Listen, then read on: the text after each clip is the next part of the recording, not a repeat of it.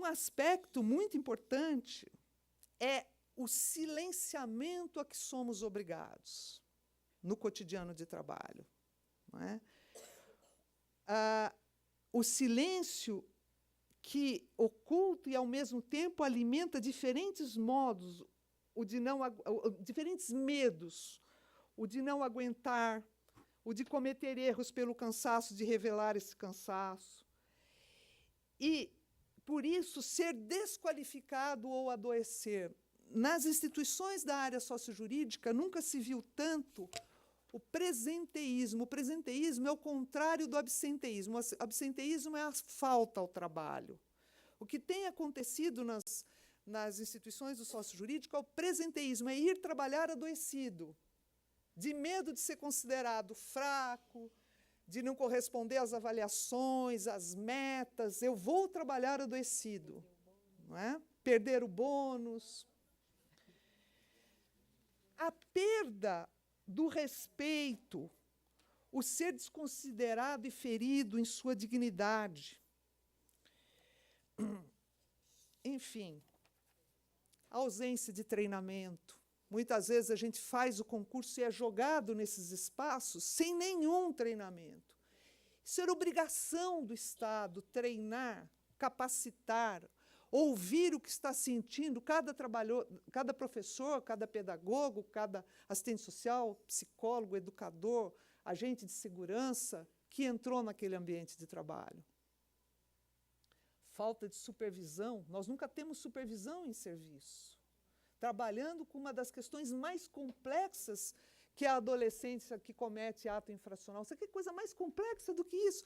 Trabalhar com qualquer adolescente, qualquer pessoa aqui que tenha filho adolescente, ou que já tenha tido um filho que passou pela adolescência, sabe a dificuldade que é trabalhar com adolescente. Por quê? Os hormônios estão a 1000, ele não segue regra nenhuma, ele desafia tudo, ele não aguenta ficar parado. Imagina um adolescente que já cometeu um ato infracional e que está dentro de uma unidade de internação, né? É impossível. Eu tinha um adolescente que eu atendia no fórum, na minha comarca, em Jundiaí, que era um horror. Ele saía correndo da minha sala, ele se enfiava embaixo do caminhão na rua, porque ele dizia, eu vou me matar, e se enfiava debaixo do caminhão. Eu tinha que ir lá, entrar embaixo do caminhão, puxar o menino. Porque isso é a adolescência, principalmente esses adolescentes que sofreram muita violência na sua vida de infância, não é? E que reproduzem tudo isso. Imagina o educador, aquilo que a gente chama o trabalhador que está no pátio.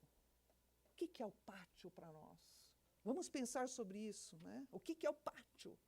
O pátio é a vivência direta com esse extravasar do menino e que você tem que conter no pátio. Por isso que o horror do trabalhador é ir para o pátio. Não é? E ele não vai ter o reconhecimento de que ele está no pátio, que ele está no lugar mais sensível do trabalho. Enfim. Eu trago essas questões para reflexão, não é para nos colocar para baixo, é pelo contrário. É para dizer que um seminário como esse, e a presença dos senhores e senhoras aqui, mostra de que é possível resistir a isso, é possível reagir a isso, não é? E necessário. E aqui eu não estou falando só para que melhore o trabalho com os adolescentes. Todos sabem, eu trabalhei muito, eu tive a honra na minha vida de ser uma das pessoas que escreveu o SINASE, né, por meses a fio no CONANDA, e a minha angústia, a minha tristeza de ver, quando nós aprovamos o SINASE, foi uma coisa impressionante, foram meses e meses. Teve um momento que a gente gravou lá, nenhuma unidade vai poder ter mais do que 30 meninos, depois caiu para 20, e que nunca é cumprida. E a cada 30 meninos tem que ter, no mínimo, um assistente social, um psicólogo, que a gente dizia, não podemos pensar na unidade como prédio. Nós temos que pensar na unidade como atendimento socioeducativo. Qual é a equipe que precisa ter? Quantos educadores? Quantos agentes? É isso que a gente tem que pensar, e não em prédio, mas o que interessa para a acumulação são os prédios, né, que se constroem. Né? Isso dá dinheiro, isso dá lucro. Pensar em equipe não pode, porque que seria a função real do Estado, pôr gente e bem tratada e bem cuidada, para bem cuidar dos adolescentes. Essa seria a função do Estado, mas o Estado prefere gastar com a construção das unidades e não pôr gente qualificada lá para dentro, ou não cuidar de quem está lá dentro, ou deixar morrer quem está lá dentro. Não é? Então, eu termino dizendo para vocês que é preciso reagir contra isso, e é possível. São questões do cotidiano de trabalho, das nossas relações de trabalho. E é necessário, e se não é possível denunciar isso aqui, vamos às cortes internacionais, vamos à OIT, vamos aonde for, para dizer, o trabalhador que não for respeitado na sua condição, nas suas relações de trabalho, que não puder construir um trabalho com sentido, ele não vai conseguir fazer a socioeducação tão necessária, mas ele vai reagir contra isso. Obrigada.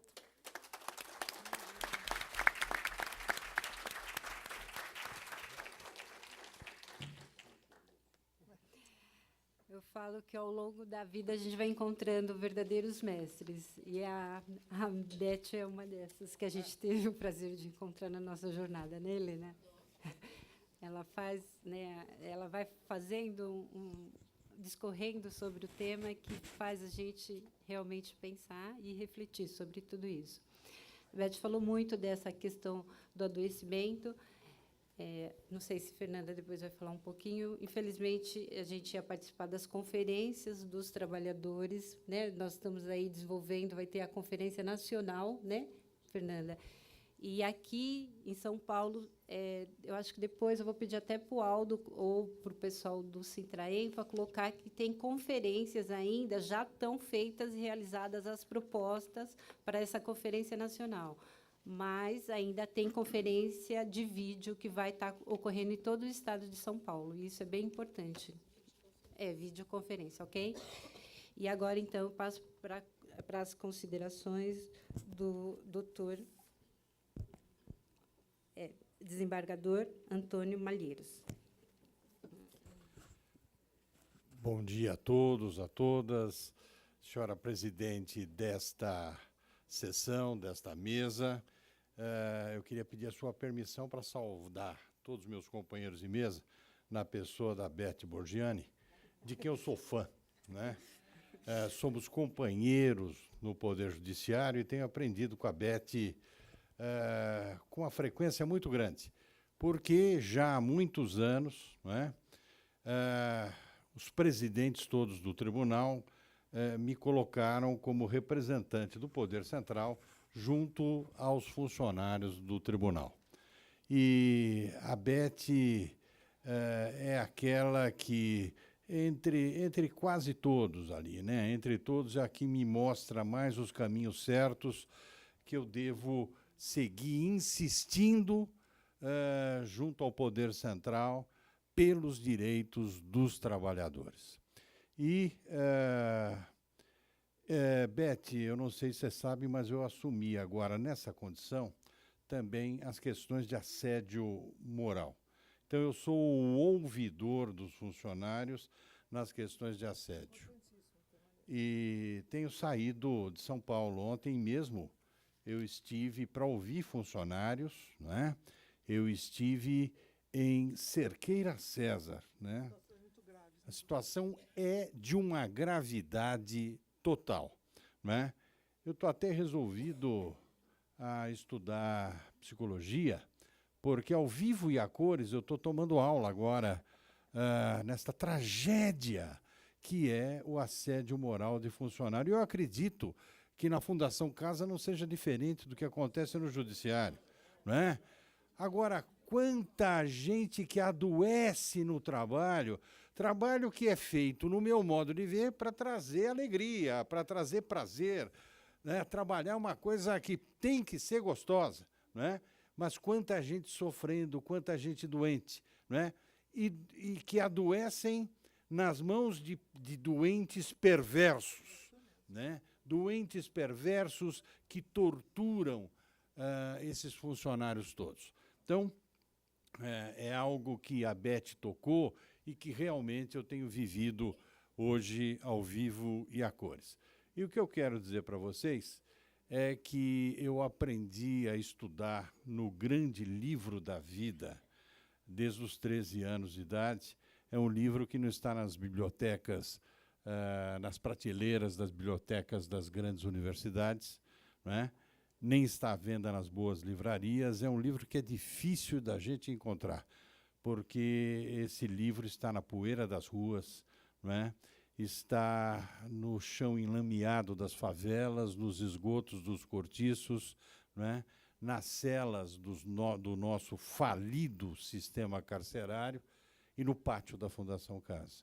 É lá que a gente vai encontrar esse livro da vida, e eu digo para todos os meus alunos, estudem nos livros técnicos, vocês precisam saber o direito de uma forma positiva, não há dúvida nenhuma, mas muito mais estudem no livro da vida, porque todo esse direito que vocês estão aprendendo não vai servir para absolutamente nada. Joguem no lixo se vocês não estudarem no grande livro da vida, se vocês não sentirem o gosto da lágrima das pessoas, se vocês não andarem entre as pessoas, né?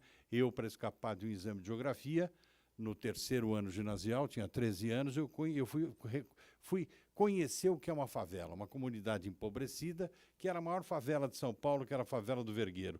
Lá eu conheci a Mônica, uma menina negra de 13 anos de idade, mesma idade que eu tinha, né, que estava grávida e grávida de um dos seus irmãos. E aquilo me veio como um raio na cabeça, e eu posso confessar a vocês que eu nunca mais consegui sair da grande favela da vida, né? Fui percorrendo os caminhos mais tortuosos e acho que tenho aprendido, né, um pouco caminhando por aí.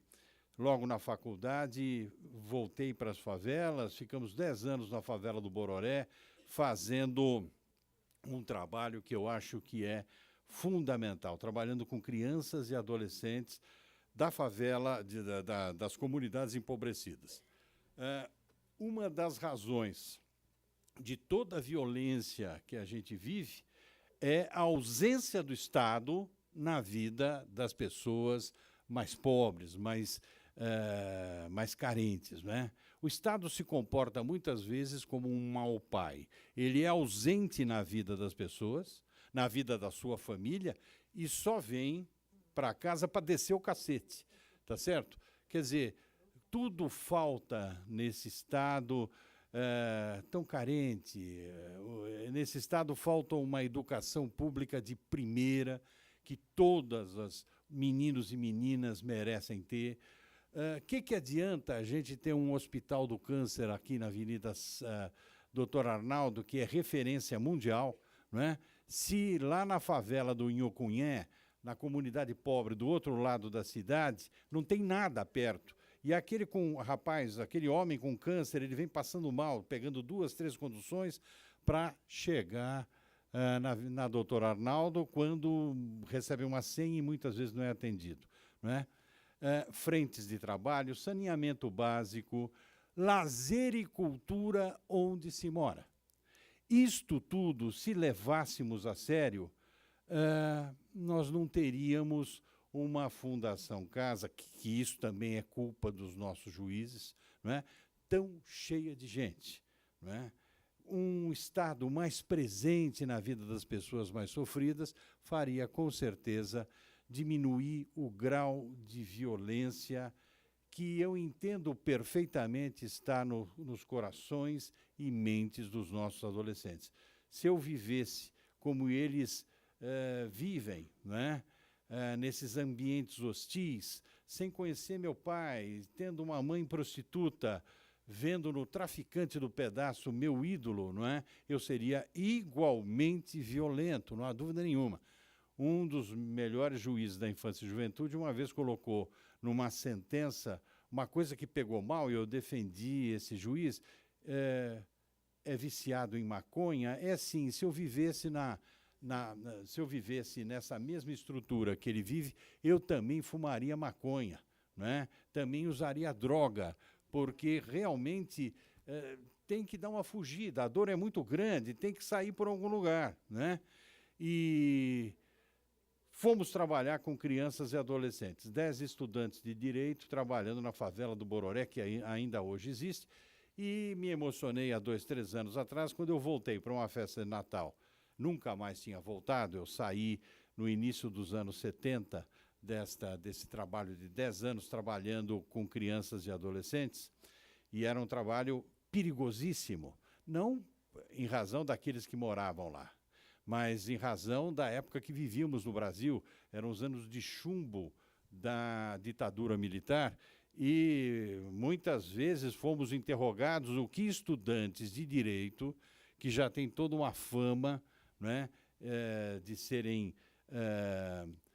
subversivos, o que esses estudantes de direito estão fazendo entre os pobres, não é?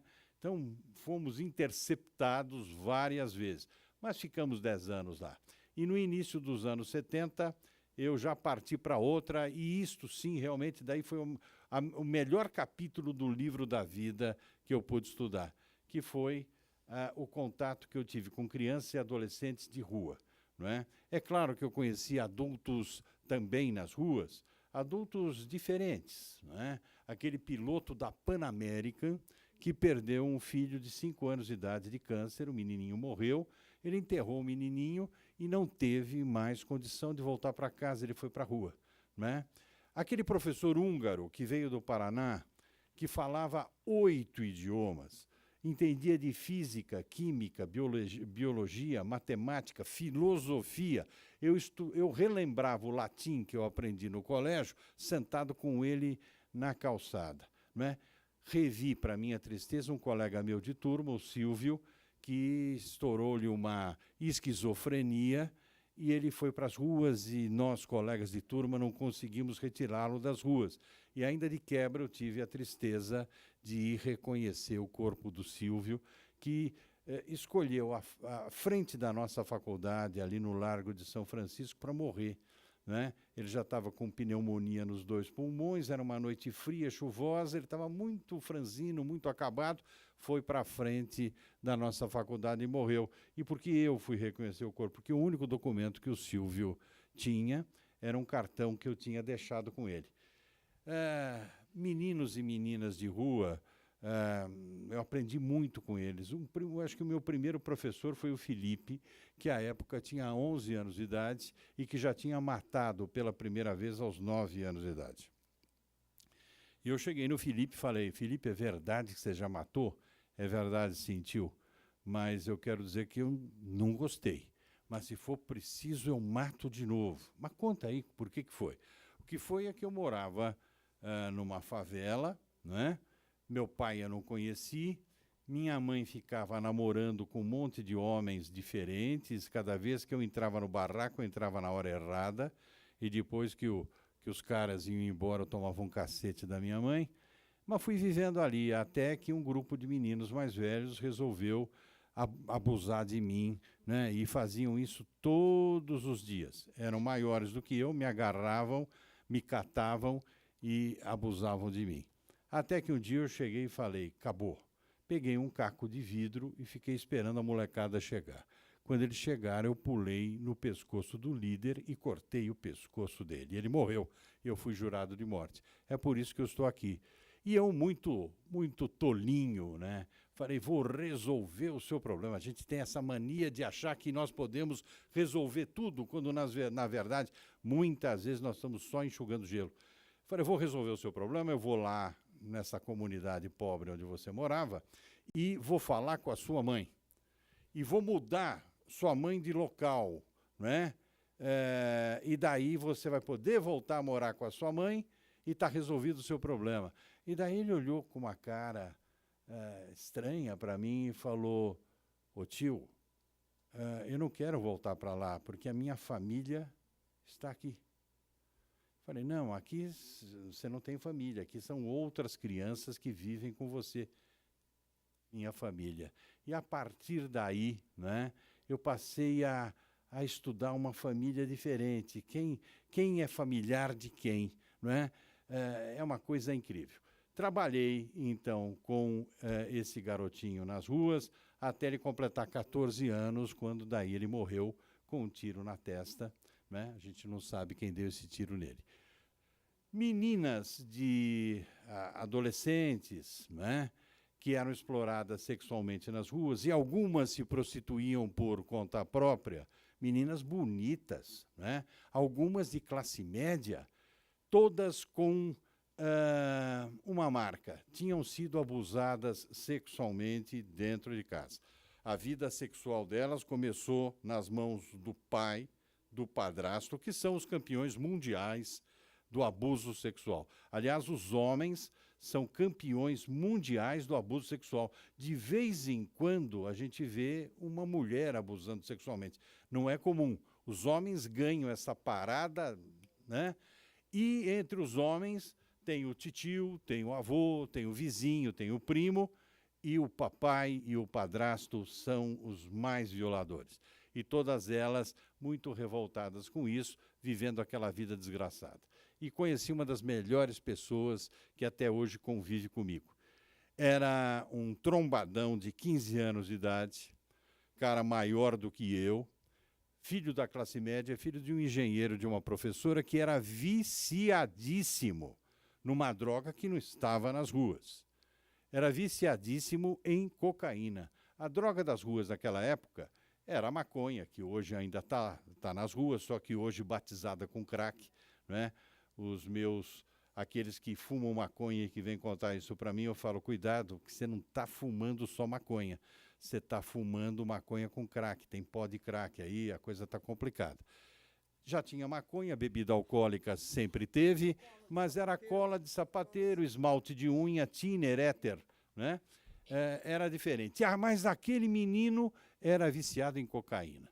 E para poder se sustentar, ele derrubava pessoas na Praça da República. Vinha correndo, dava aquele empurrão, pegava bolsa, mala, colar, pulseira, brinco, o que pudesse pegar para se sustentar e sustentar o vício. E um belo dia, nada acontece por acaso. Eu peguei esse menino dentro de uma igreja rezando, e quando ele saiu, eu, com uma arrogância muito grande, não é? Dizem que os juízes de primeiro grau, eles pensam que são Deus. E nós, desembargadores, temos certeza absoluta. Mas nessa época eu ainda não era juiz, né? Mas com uma arrogância de um desembargador, que eu já estava me preparando para ser, não é? Eu interpelei aquele menino na saída da igreja, dizendo, o que um bandido como você está fazendo numa igreja rezando? E ele virou para mim e falou, estou rezando, tio, para quando eu derrubar as pessoas, eu não machucar as pessoas. E aquilo me calou tão fundo que eu comecei a me aproximar desse garoto, fui me aproximando, e de repente, 6 meses depois daquele fato da igreja, eu cometi um ato de uma loucura tremenda, não é? Fiz um convite para o menino, e assim que eu fiz o convite, eu falei, tomara que ele não aceite, porque se ele aceitar, eu estou perdido. Tinha convidado o menino para trabalhar como meu office boy no meu escritório de advocacia. E ele disse sim. E eu falei, e agora? O que eu faço da minha vida? Contei para os meus sócios, contei para as secretárias, quiseram me linchar, não é? Quase me atiraram pela janela. Mas eu insisti e o menino foi. Voltou a trabalhar, voltou a morar com os pais, voltou a estudar, foi fazer um tratamento no Hospital das Clínicas, e eu não sei se porque ele era discriminado no escritório, não é? Ou porque determinadas drogas são de um poder total e absoluto sobre as pessoas, não é? Ele teve uma primeira recaída, eu fui buscá-lo nas ruas, teve uma segunda recaída, eu fui buscá-lo nas ruas, 3, 4, 5, 6, 7 recaídas. E na minha 8ª tentativa de resgate, eu disse para ele uma frase bíblica que outro dia ele me lembrou qual foi. Eu disse para ele o seguinte, cara, você é um pé no saco. Você é o cara mais chato que eu já conheci na minha vida. Eu não aguento mais você. Mas, de uma forma ou de outra, passado todo esse tempo, eu passei a amar você como um filho. E de filho a gente não desiste. E ele saiu das ruas dessa vez e não voltou mais. Hoje ele é um professor da Fundação Getúlio Vargas. é um excepcional administrador hospitalar, desenvolveu em São Paulo e desenvolve agora no Rio de Janeiro um trabalho maravilhoso com crianças e adolescentes em drogadição. E foi ele que, em agosto de 2011, me telefonou do Rio de Janeiro, dizendo: pai, vai acontecer aí em São Paulo a mesma coisa que está acontecendo aqui no Rio. Estão jogando a rede, basta ser feio, negro, mal ajambrado, não é? Passou pelo centro, estão puxando a rede, o que vier é peixe, e estão jogando em fazendas no Grande Rio. Isso tudo para combater o crack. Quer dizer, isso é de uma imbecilidade total. Eu falei, estou indo para aí. E fui, visitei as ruas do Rio, completamente livres de usuários de drogas, e daí fui conhecer onde eles estavam, verdadeiros campos de concentração, onde de vez em quando passava um psiquiatra e jogava para eles os comprimidos. Resultado, voltaram todos para as ruas, depois desse sofrimento absolutamente inútil. E eu pensei com os meus botões, se eu levar o judiciário para as ruas de São Paulo, juntamente com promotores, defensores públicos, voluntários da UAB, psicólogos, assistentes sociais, pediatras, porque minha visão como coordenador da infância e juventude era voltado para crianças e adolescentes, pediatras, clínicos, psiquiatras, não é? A gente pode fazer círculos restaurativos em plena rua, não é? E quem sabe a gente consegue tirar um ou outro dessa parada infernal. E comecei, diante disso, a monitorar, a conhecer, a mapear a Cracolândia, todos os dias. Quando eu não ia de manhã, eu ia à tarde. Quando eu não ia à tarde, eu ia à noite. Quando eu não ia à noite, eu ia de madrugada, né? Muitas vezes sozinho. Eu morei praticamente na Cracolândia durante 6 meses. Conheci gente incrível ali, conheci um arquiteto de 1,90 m, que nós tivemos que um dia agarrá-lo, não é? Porque ele tinha quebrado uma garrafa de cerveja, já tinha se cortado 2, 3. Conheci uma mulher cuja família mora aqui pertinho, no Jardim Paulista, num apartamento triplex, que saiu de uma montanha de lixo no meio da madrugada. Eu já estava exausto, indo para casa. Ela correu na minha direção, vestida de saco de lixo, saiu do lixo, vestida de saco de lixo. Correu na minha direção, e eu, quando vi, às 2h30 da manhã, aquela mulher correndo na minha direção, eu falei, tenho 2 alternativas aqui. Ou corro dela, ou fico com ela. Mas eu estou aqui para ficar, é claro, eu não estou aqui para fugir deles. E fiquei. E ela dizia para mim, papai, papai, não me abandona de novo, não me abandona de novo. Sentei na calçada com ela, apesar da minha exaustão, e um pastor evangélico que passava por ali, já me conhecia, chamou uma ambulância meia hora depois e ela foi recolhida. Minha grande preocupação hoje são com os filhos do crack, né? São os bebês que nascem de gravidez na Cracolândia e da Cracolândia, não é? Outro dia eu cometo tolices diariamente. Fiz uma pergunta absolutamente cretina para uma menina de 14 anos, que me lembrou muito a Mônica, aquela menina magra, com aquele barrigão enorme de grávida. Perguntei, minha filha, quem é o pai? E ela sorriu para mim e falou, tio, eu não sabia nem que eu tinha transado, não é? É uma tragédia. E essas crianças acabam nascendo, de vez em quando, jogam as crianças no lixões, etc. Mas, no mais das vezes, estão correndo nas maternidades para dar luz, não fazem pré-natal, não é?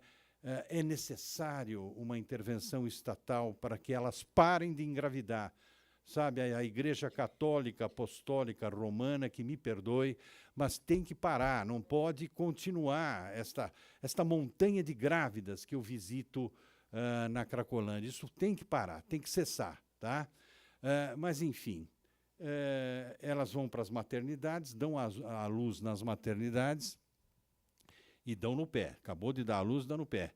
E as crianças ficam lá. E me dizem médicos, como me disse um jovem neuropsiquiatra da maternidade Leonor Mendes de Barros, onde eu fui conhecer um pouquinho daquelas crianças que nascem da Cracolândia, choravam o tempo todo, e eu perguntei para o médico, falei, o senhor me disse que elas têm transtorno mental, né?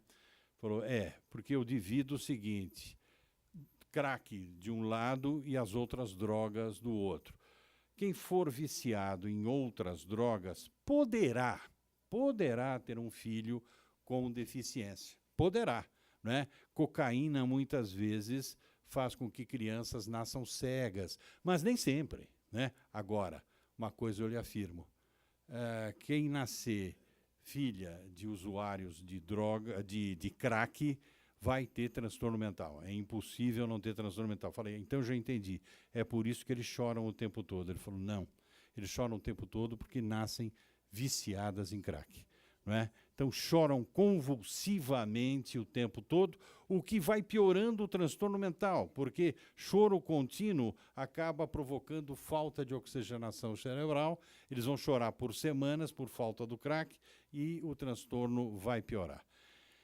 Enfim, não é? Como vocês podem ver, apesar de conhecer um pouco o trabalho de vocês na Fundação Casa, eu conheci muito mais aqueles que estão fora, não é? Aqueles que ainda não chegaram na Fundação Casa, mas quando chegam, eu entendo perfeitamente por que chegaram.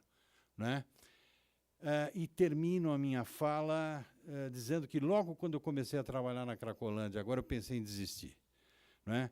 Porque topei, eu estava com meu filho das ruas, que tinha vindo do Rio de Janeiro para me ajudar, eu pedi socorro, eu falei, venha me ajudar, porque desde 85 eu não vou para as ruas, né? Eu parei de ir para as ruas porque eu era diretor de uma editora e o nosso tesoureiro, um cara grandão, forte, pegou um resfriado, o resfriado virou gripe, gripe virou pneumonia, ele morreu em 2 semanas. Eu fui falar com o médico, falei, o que é isso? Ele falou, isso se chama AIDS. Né? Eu falei, mas o que é AIDS? Vem cá que eu vou te mostrar. E me levou lá pelos corredores do Emílio Ribas e me mostrou os detonados pela AIDS sozinhos. Né? Familiares os abandonavam por vergonha, por medo. E eu, apesar de todos os meus cretinos preconceitos, né, eu acho que minha solidariedade pesou mais, eu fui trabalhar com eles, eu trabalhei com eles até 97, quando daí montamos o Vive e Deixe Viver, que é uma entidade de contadores de histórias e palhaços em hospitais. Começamos em 4, hoje somos 1.500 voluntários em 87 hospitais. Somos contadores de histórias em hospitais. Parei de trabalhar com os adultos. Mas, enfim, parei de trabalhar nas ruas em 85, para ir trabalhar nos hospitais, e perdi toda a prática. Eu falei para o meu filho das ruas, falei, vem me ajudar, porque o cenário é outro, as drogas são outras, os atores são outros, eu me perdi. Estou perdido. Ele falou, estou indo. Tirou 2 semanas de licença na GV e veio me ajudar. E logo de cara eu pensei em desistir. Num dos primeiros dias eu topei com um menino que não tinha 10 anos ainda, de 4 no chão.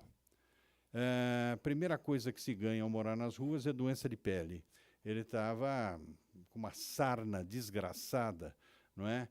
Cheio de feridas, de coçar. Estava com uma respiração pesada, o crack dá de presente logo de cara bronquite asmática, e eu me ajoelhei diante daquele menino, não é? E comecei a conversar com ele. E logo percebi que ele não estava prestando atenção em nada do que eu estava falando, porque ele tinha acabado de dar uma cachimbada, e ele estava voando, mas mesmo assim eu continuei a conversar. Mas comecei a me preocupar muito com ele quando eu vi marcas de sangue vivo em torno dele. E eu falei, da onde vem esse sangue?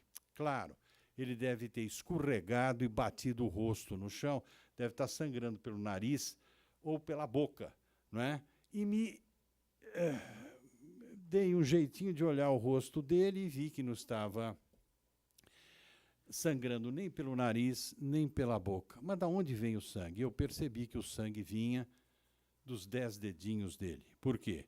Com as mãozinhas, ele estava cavando o chão duro da calçada, já tinha perdido pele, já tinha perdido unha, né, e sangrava muito.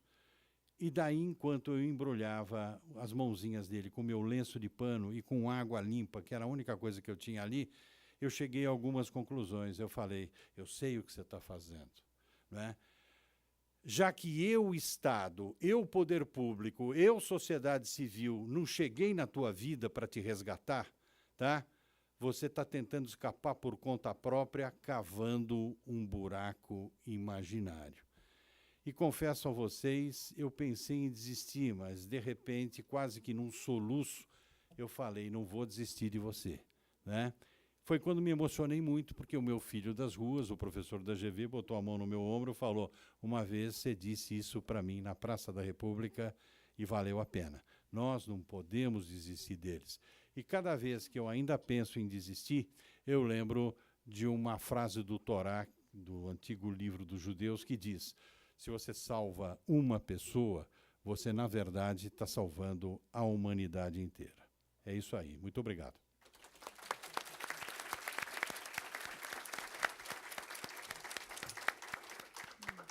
Colegas, imagina a responsabilidade e a satisfação de estar aqui do lado de pessoas tão ilustres e preocupadas, né, com a questão da criança e do adolescente. Acho que a gente só tem a agradecer ao desembargador Malheiros por poder dividir um pouco com a gente todo esse conhecimento e falar um pouco, né, do seu aprendizado com o livro da vida. Muito obrigada. Agora eu passo a palavra para a nossa amiga Fernanda. Ok, Magano. Obrigada. Bom, primeiro, dar bom dia a todas e todos. Dizer que é um prazer e um desafio estar aqui. Fiquei muito emocionada. E é uma honra, mas é uma responsabilidade, né? E gente tão querida, né, que a gente respeita muito. E, enfim, compartilhar esse momento é bom. Agradecer a oportunidade na figura do nosso presidente Aldo e da vice-presidente Miúda, que eu acho que a representação de gênero aí precisa ser destacada também. A gente tem um corpo de mulheres valorosas trabalhando nessa fundação e a responsabilidade da Ângela e da Helena em construir, né, esse desafio, porque eu acho que são moças aí que têm pensado mesmo para além do sofrimento cotidiano do seu trabalho, né, e buscar melhores condições para si, também fazer esse movimento que vem expressado na fala da Beth, que vem expressado na fala do Malheiros, que vem expressado na fala do Niva, que é de uma transformação do mundo, né, que a nossa responsabilidade é para além do que diria Foucault, do cuidado de si, né, é do cuidado do outro também. Eu ia pedir para a assessoria posicionar o PowerPoint, por favor. Eu tomei o cuidado de fazer um PowerPoint um pouco para ir conduzindo a nossa fala e ajudando aqui a apontar o caminho. E como tema que foi colocado no folder, eu pus Fundação Casa, Psicologia e Socioeducação, Retratos da Contradição, como superá-los no cotidiano. E acho que isso já vem um pouco pela fala. Quem pode ficar passando? Você pode ficar passando? Alguém? Ah, tá. Eu vou lá. Obrigada, Niva.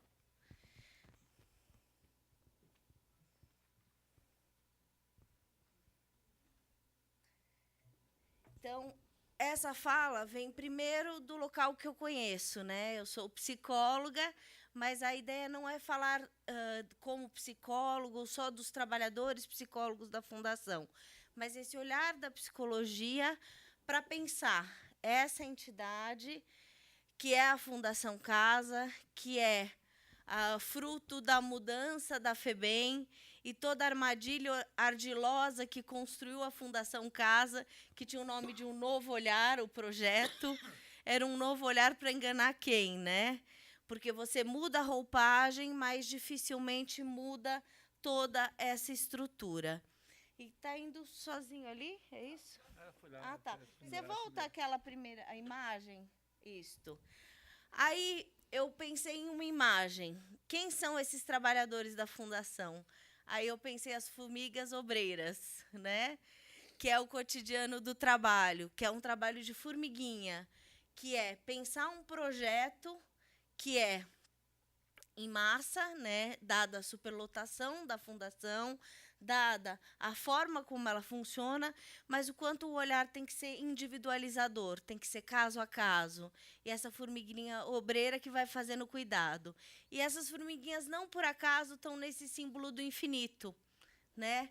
Porque esse é um trabalho, né? E a fala do Malheiros traz isso assim: eu saí das ruas e eu voltei para as ruas, mas a realidade é outra, mas o sofrimento permanece. Então, nesse mundo capitalista e nessa condição que a gente vive, superar essas instituições e fazer vingar um projeto de que a gente viva um mundo sem manicômios, sem prisões, sem Fundação Casa, é quase impossível. Mas a gente continua trabalhando nessa expectativa e nessa condição, né? Então, essa lógica do infinito, mas a nossa força para tentar transformar. O objetivo do seminário descrito é pensar, então, a questão aí daqueles que executam a socioeducação no Estado de São Paulo, desmistificar o que é isso, aproximar esses trabalhadores e a interface com a sociedade. Aí vem um pouco a fala da Ângela, né? Que é o que é candente hoje para esses trabalhadores, a saúde desses trabalhadores. Que a Beth muito bem trouxe um quadro clínico que exemplifica isso, a questão do burnout, mas é pensar como é que a gente cria estratégias no cotidiano para que esses trabalhadores, para além da imensa responsabilidade, que é cuidar dessa demanda que vem pela referência do Estatuto da Criança e do Adolescente, pelo SINASE, pelas leis ordinárias, pela perspectiva da defesa dos direitos humanos, como é que eles também constroem um ambiente, uma condição de trabalho que ele respeite a sua saúde, que ele não fique extenuado no seu cotidiano, né? Então, como é que a gente cria esta dinâmica e quais são os elementos para a gente fazer isso? Então, é um pouco esse desenho aí das mãos se completando, né? É no cotidiano que a gente vai fazer isso. É um compreendendo mais o outro, é a gente poder fazer aí uma relação em que todos sejam os trabalhadores da Fundação Casa. Não é a pedagogia, não é a psicologia, não é o serviço social, não tem uma função em destaque da outra, não tem uma maior importância. Como é que essas profissões de nível superior podem estar junto com o pátio, construindo um pátio melhor, né? E não alimentar oposições, porque a estrutura, a instituição total, ela é tão perversa que ela fica alimentando conflito entre os níveis de trabalhadores. E a gente precisa superar isso. Então, aquele que está no pátio precisa estar numa aliança direta com aquele profissional técnico para ambos cuidarem de si, ambos cuidarem do menino e não ficarem na ponta da linha reféns desse sistema, né? Que é a construção dos bodes expiatórios quando estoura uma unidade, né? Vamos procurar quem é o funcionário culpado. Não, todos estamos juntos, queremos construir, o Estado é culpado por isso, por não construir políticas públicas, por não dar saúde, não dar educação, não fazer um mundo diferenciado que chegue nas favelas, que possa fazer as mudanças. Pode passar. O socioeducativo, então, é um adjetivo que a gente vai estar relacionado aí aos fenômenos sociais e sua relação entre a educação e o ensino. Aí a gente vai para a questão do Estatuto da Criança e do Adolescente, política de atendimento dos direitos da criança e do adolescente, far-se-á através de um conjunto articulado de ações governamentais e não governamentais da União, dos Estados, Distrito Federal e dos municípios, o artigo 86 do Estatuto. Então, como pensar essa política de atendimento e quando chega na ponta em que há a institucionalização, quer para a liberdade assistida, quer para as medidas de internação. Como é que a gente vai lidar com isso? E aí vem, né, e a gente tem toda essa... Pode passar, por favor? Essa questão da doutrina da proteção integral, que é a mudança de paradigma que o Estatuto traz, né? Então, a passagem do Código de Menores para proteção integral vai falar que essas crianças e adolescentes são sujeitos de direitos e não mais objetos da tutela alheia, que tem uma condição peculiar de pessoa em desenvolvimento. Então, por que fazer aí um sistema socioeducativo? Porque depois, no decorrer dos anos, construir o SINASE para cuidar dessas medidas socioeducativas. Porque essa condição de que se há investimento, né, se você traz o outro para ser filho, você tira dessa condição de violência, você tem a condição de transformar, sim, as pessoas, né, de mudar aquela realidade. Mas é quando há toda essa condição de acolhimento e de uma visão individual, né? É o reconhecimento daquela pessoa humana, a dignidade daquela pessoa, a possibilidade dos direitos. Então, por isso que a prioridade absoluta é o atendimento, né? E a gente acaba, infelizmente, na prática, hoje, Fundação Casa e Sistema Prisional, afora todos os esforços dos valorosos companheiros, pelo efeito midiático, pela grande população que não conhece aquela realidade, são tratados como a mesma coisa. É tudo encarceramento. E é isso que a gente não quer.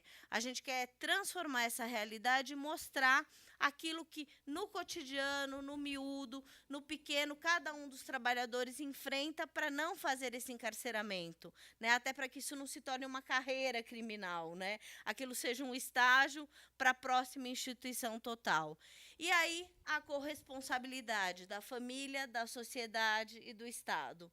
Então, se a gente também não faz um exercício de estar aqui nessa casa de leis, aproximar, né, da população em geral, o que é esse trabalho, como transformar, a gente não consegue ganhar aliados para esse projeto, né? E por isso que também toda a construção do SINASE, o número de adolescentes por unidade, todo esse processo falava dessa descentralização político-administrativa e da participação à população. Então, uma coisa que a abra, né, que seja para além do intramuros e que possa fazer essa aproximação.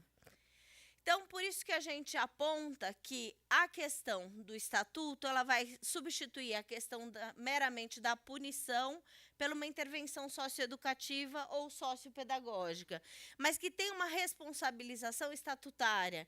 Então, ali tem toda a questão da descrição das medidas e que depois isso vai ser, então, construído depois do estatuto, né, que vem essa definição do desenvolvimento físico, mental, moral, espiritual, social, de liberdade e de dignidade, e essa proteção integral de acordo com a lei, ser detalhado, então, em 2012, pelo SINASE, que a gente tem a honra de ter a Beth aqui, que ajudou a construir, né?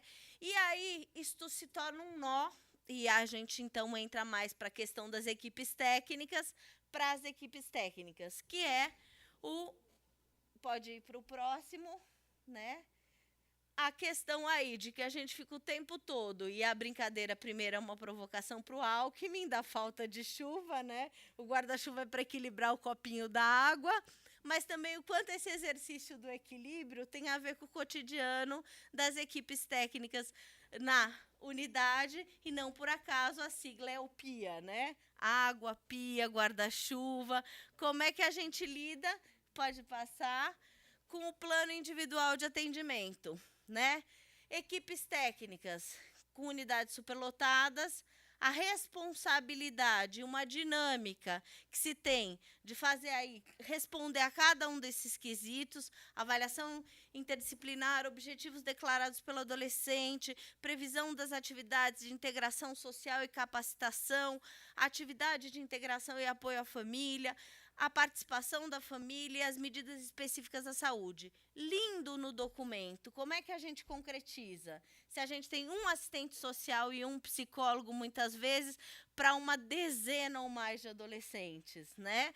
Então... Uma dezena seria bom. Não, então, mas que o ideal é uma centena. E essa realidade de fazer todas essas tarefas sem um trabalho de rede colocado, né? Quais são os elementos que eu tenho ali para buscar essa capacitação, essa integração?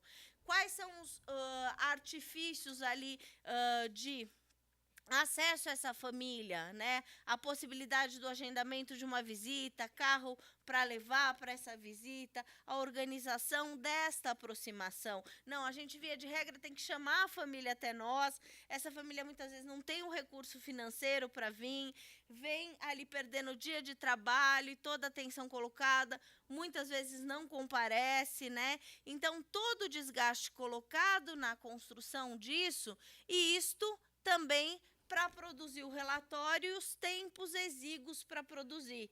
E a responsabilidade que está colocada nisso. Porque eu tenho que cumprir as tarefas, tenho que cumprir o prazo. Se eu não cumpro o prazo, o adolescente permanece na unidade além do tempo. E como é que eu construo essas relações também para responder às demandas do judiciário, que muitas vezes a gente não tem os profissionais tão comprometidos como a gente gostaria que tivessem, e que ficam nessa cobrança como Deus, né? Cumpra-se, cumpra-se, cumpra-se.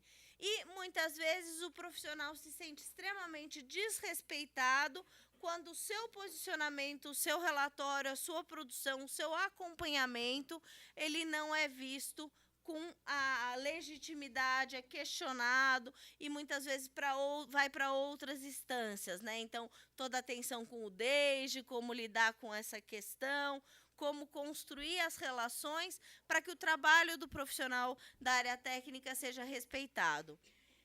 E, além disso, só volta aí, na questão do PIA, quando é a liberdade assistida, além disso, a gente tem aí as atividades externas, as metas para essas atividades, como criar as relações para conseguir espaços onde haja aceitação da adolescente ou do adolescente nesta atividade externa, que é um pouco o preconceito já relatado aqui também no enfrentamento cotidiano.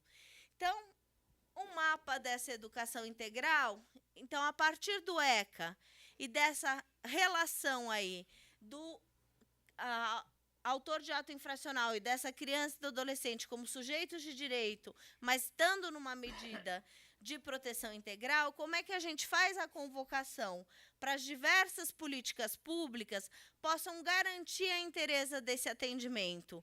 E a gente ainda não consegue isso, né?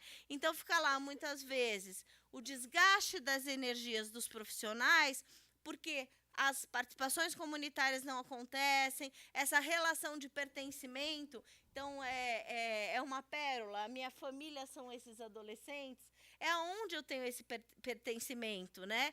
E como é que a gente cria um território dentro da comunidade para que, a partir da intersetorialidade, a gente prepare, de fato, terrenos para que a volta desse adolescente à sociedade, saindo da medida socioeducativa, seja uma volta por inteiro e não uma volta com um braço que pode conduzi-lo de novo a outro ato infracional, né? Então, como é que a gente faz esse desenho e cria esse mapa? São nas relações de parcerias. E aqui é uma outra questão que está colocada também na Política Nacional de Assistência Social desde 2004, que é a questão das medidas socioeducativas migrarem para dentro do Sistema Único de Assistência Social, né? Dentro da Política Nacional de Assistência Social, a questão das medidas está colocada na proteção especial de alta complexidade. Só que hoje ainda a gente não tem essa integração e essa concretude. Então, o SINASE está fora desse sistema do SUAS e a gente funcionar com modelos de fundação, como é São Paulo, como são em outros estados, acaba produzindo uma fragmentação das políticas e aí fica mais difícil ainda esse trabalho em rede. Então, a gente precisa também avançar nesse debate e ver como é que a gente constrói relações para esta migração para o Sistema Único de Assistência Social, que tem avançado tanto, que é uma política que ainda é recente no tempo histórico, mas que construiu já tantas perspectivas. Então, essa é uma outra questão que fica como um tema que pode ser um outro seminário inteiro para a gente pensar, né? Porque há polêmicas, tem gente que não concorda com esse caminho, até porque, do ponto de vista social, migrar isto para assistência social é, de fato, ter que abandonar hoje essa máscara, esse verniz que dá o discurso da socioeducação, mas que produz, na prática, muitas vezes, o encarceramento, né? Então, romper com isso é puxar para esse debate da construção dessa relação da medida socioeducativa dentro do Sistema Único de Assistência Social. Para a gente ir caminhando aí para o fim, a vinculação entre a socioeducação e a necessidade dessa implementação da proposta pedagógica é capaz de constituir uma ação formadora dos adolescentes que se encontram submetidos ao cumprimento da medida socioeducativa. E aí é a pegadinha e a contradição que eu falava lá no tema da minha fala, né? Se eles estão submetidos, é porque eles não queriam muito estar ali. E como é que a gente cria estratégias para fazer, de fato, essa ação transformadora a partir de propostas pedagógicas? E propostas pedagógicas onde faltam recursos para realizá-las, né? A gente vê espaço físico, o trabalho em rede, ações aí de conveniamentos com cultura, com lazer, que já apareceu aqui como incentivo até de criação de potencialidades nessas pessoas, nesses jovens. Então, como é que a gente faz isso? É pensar essa relação de inserir para a vida social, do retorno à vida social, e aí eu peguei essa palavrinha propositadamente, reintegrando-os. Que prepotência nossa, né? Como a gente reintegra alguém. Porém, no uso e costume de debater esse tema, vira e mexe, a gente vai para essa questão. E o prefixo re prevê que ele não estava integrado. Não, ele estava integrado com a realidade que o abarcava, que o abraçava. Então, que movimento a gente vai fazer para que ele se sinta parte dessa sociedade nessa nova conjuntura e que condições objetivas a gente cria para que esse adolescente possa estar na sociedade sem a recaída para o crack, sem a questão dos paliativos da droga, que é uma busca de aplacar a dor e produzir algum nível de prazer, né? Esse debate também é um tanto polêmico, mas que é parte da realidade cotidiana, né, do uso, né, dos aditivos. Eles vêm e aí as lícitas e as ilícitas, né? Os gordinhos de plantão com a comida fazem a mesma coisa, só que e dá crise de abstinência também, né? Com diferenças, obviamente, mas a nossa relação, como é que a gente vai construindo um espaço e começa a diminuir a prepotência que a instituição prevê. Eu vou reintegrar. Uma pinóia, né? Nunca, né? Ele tem que estar disponível para esse processo, para essa transformação, né? E aí, por isso que, para a gente definir os atributos desse ato socioeducativo, como criar um parâmetro universal para essa socioeducação, a gente tem que pôr um discurso paralelo e correspondente, que é formar esse indivíduo, mas é o exercício da cidadania, né? E aí eu lembro sempre muito da Vera Malaguti, uma socióloga do Rio, que é do Instituto de Criminologia Carioca, que ela é maravilhosa e eu sempre falo a frase, mas dou autoria a ela porque eu acho sensacional. Ela fala que a gente hoje em dia usa tanto a cidadania para dizer que é um espaço democrático, que a cidadania, na verdade, virou ciladania. É uma cilada verbal para dizer que a gente está colocando as pessoas em condição de cidadão, mas é um arremedo, é uma armadilha, né? Porque a gente tem que, de fato, dar as condições para essa cidadania existir e não ser uma cilada verbal. Então, pensar quais são os elementos que a gente pode fazer. Porque essa ciladania, né, essa cidadania, é essa interrogação. De fato, fazemos a inclusão social?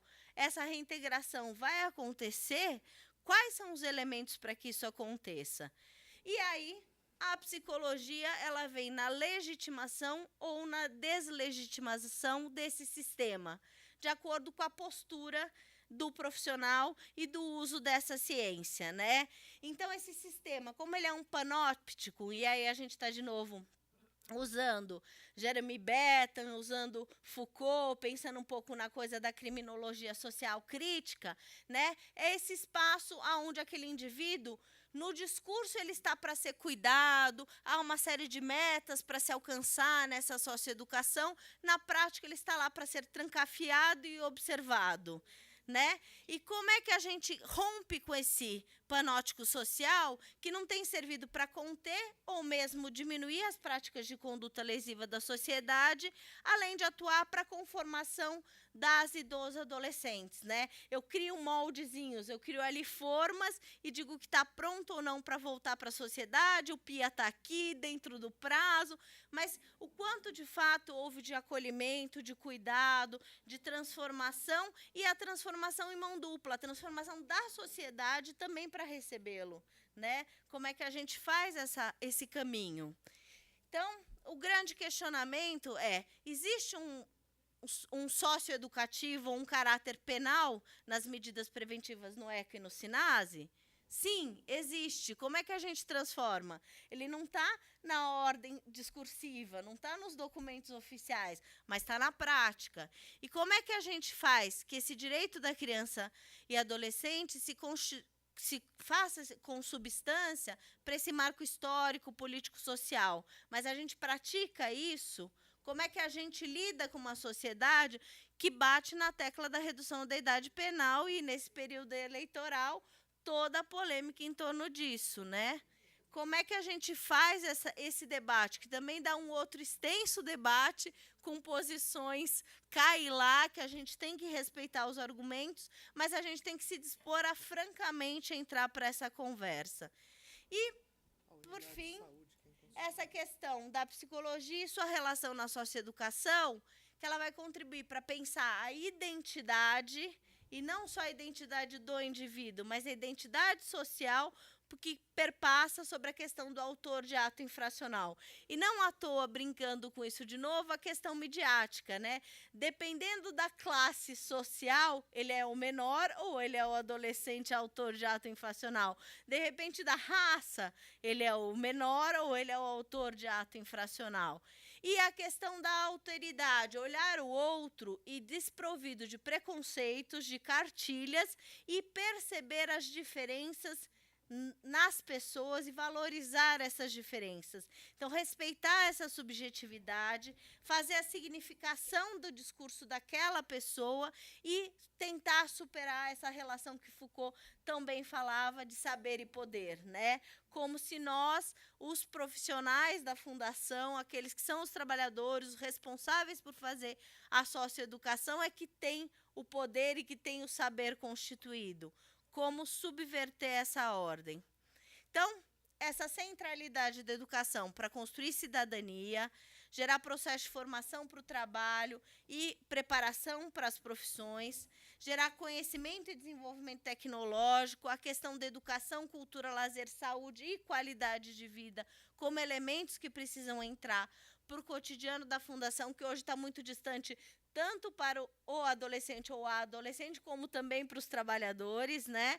E a questão da base e reprodução do próprio sistema educativo, né? Então, a coisa da mão dupla, os problemas que a escola enfrenta hoje, como é que a gente faz um socioeducativo na fundação, se a educação também se encontra do jeito que se encontra, e quais os enfrentamentos que a gente precisa fazer.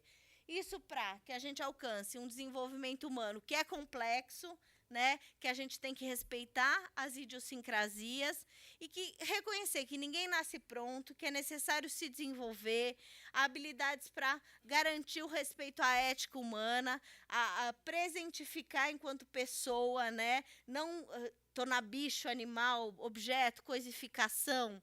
E essa questão da personalidade ser respeitada, conhecendo os impulsos internos e os estímulos externos. E é exemplar a história do garoto que havia matado. Eu matei para sobreviver. E a gente entende isso, né? Mas que para alguns isso vai ficar piegas, vai ficar a justificação do crime, vai ficar a proteção daquele que é o infrator. Não, é entender isso e, ao longo da vida, ir dando condições de estímulos para que esses impulsos internos não se sobressaiam. E essa educação, então, vai falar das profundas transformações, e é possível, sim, mudar, né? Eu acho que a gente tem o Roberto aqui, que é um exemplo lindo disso, né? Da transformação, da mudança, de um projeto de vida que fez aí outra pessoa. Essa pessoa em desenvolvimento, a interdisciplinariedade, a transdisciplinariedade, o respeito entre os